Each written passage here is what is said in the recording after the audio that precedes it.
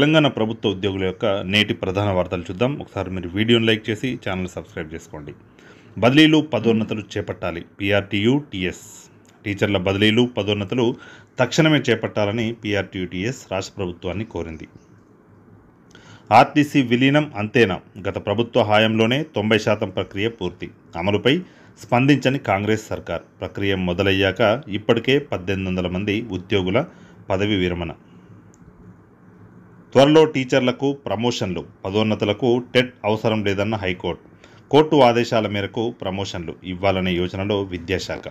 Process ప్రారంభించేందుకు ఈసీకి లేఖ రాయాలని నిర్ణయం. పర్మిషన్ ఇవ్వకుంటే ఎన్నికల కోడ్ పూర్తి కాగానే ప్రక్రియ. 2 విడతల్లోనైనా 40% ఫిట్మెంట్ ఇవ్వాలి. పీఆర్సీ కమిషన్కు ఆర్యూపీపీ వినతి. గత పీఆర్సీలో ఫిట్మెంట్ విషయంలో ఎంప్లాయీస్కు అన్యాయం జరిగిందని, ఈసారి 40% తక్కువ కాకుండా ఫిట్మెంట్ ఇవ్వాలని ఆర్యూపీపీ రాష్ట్ర అధ్యక్ష ప్రధాన కార్యదర్శులు కోరడం జరిగింది. 40% ఫిట్మెంట్ ఇవ్వాలి. సిపిఎస్ను రద్దు చేసి పాత పెన్షన్ స్కీమ్ అమలు చేయాలి. పీఆర్సీని జూలై 1, 2023 నుంచే అమలు చేయాలి. పీఆర్సీ చైర్మన్ ఆర్యూపీపీటీఎస్ ప్రతిపాదనలు. ఉపాధ్యాయుల బదిలీలు పదోన్నతులు చేపట్టాలి. ముఖ్యమంత్రికి ఎమ్మెల్సీ నర్సిరెడ్డి విజ్ఞప్తి. ఈసీ అనుమతితో చేపడతామని హామీ ఇచ్చిన విద్యాశాఖ ముఖ్య కార్యదర్శి.